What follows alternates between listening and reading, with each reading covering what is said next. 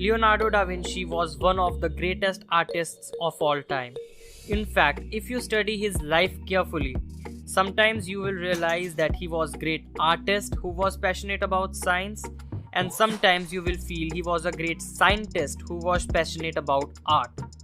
By the way, he has achieved a lot of things from a lot of different fields as an inventor, as an engineer, as an architect, as an artist, as somebody who understands anatomy, but he is known for his world famous painting, Mona Lisa. And this painting is the most famous painting in the world till this date. This painting is not only the most famous painting but also the most expensive painting in the world. Just last year, a data came in which they tried to evaluate this painting that was close to around 700 million US dollars. And not only that, a lot of researches has been done on this painting in the whole world. This painting is very mysterious in itself, and nobody in the world seems to solve this mystery. All people, researchers have different point of view of the painting. And guys, today in this video, we will try to understand the thought process of Leonardo da Vinci through some of his quotations. First quote is, "Simplicity is the ultimate sophistication." Exactly these same words were also used by Steve Jobs in one of his speeches. What do they say? Simplicity is the ultimate sophistication. What did it make us understand? We understand that his thought came from Leonardo da Vinci. He was highly inspired by him because these words are exactly the same. It takes a lot of hard work to create something simple. It involves digging through the depth of complexity. Now understand carefully what this extremely complex life is. If we have to draw it on the plain canvas, or whether we have to create the product by taking inspiration from that. In both of the cases, this is not important that what will you do, because there is so many things to do. The most important thing is that what should be left. What is not essential for that art form. Like what Leonardo da Vinci did. He blurred the background. You might ask why? Because background was not at all essential for that particular painting. See, that's the art. The same Steve Jobs did in his products, the Mac. He keep on removing all the non-essential buttons from the Mac. Slowly and slowly, from where the Mac started and now where the Mac is, they are moving towards the simplicity, not the complexity.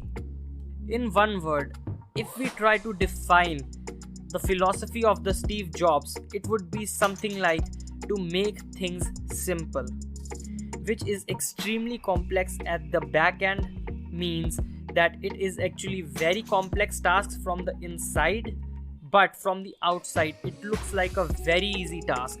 Even a child can perform this. This in itself is very tough task. In order to achieve this type of simplicity, you need to have a great deal of intelligence. There are a lot of philosophers, thinkers and people. If you listen them carefully, then you start to realize that as they go on with their philosophy, their thinking gets very complex. They don't totally understand what they're talking about. Along with this quote, another quote of Albert Einstein is connected. And fun fact is that all three geniuses are saying exactly the same thing.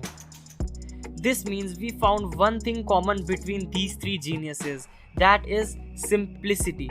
Simplicity is that thread which binds these three geniuses together. Now what does Albert Einstein says? He also says the same thing but in a different way. If you can't explain it simply, you don't understand it well enough. This is the biggest challenge of the life. How to convert all the complexities of the life into the simplicity. Only then you will be able to explain the complex things in the simple way.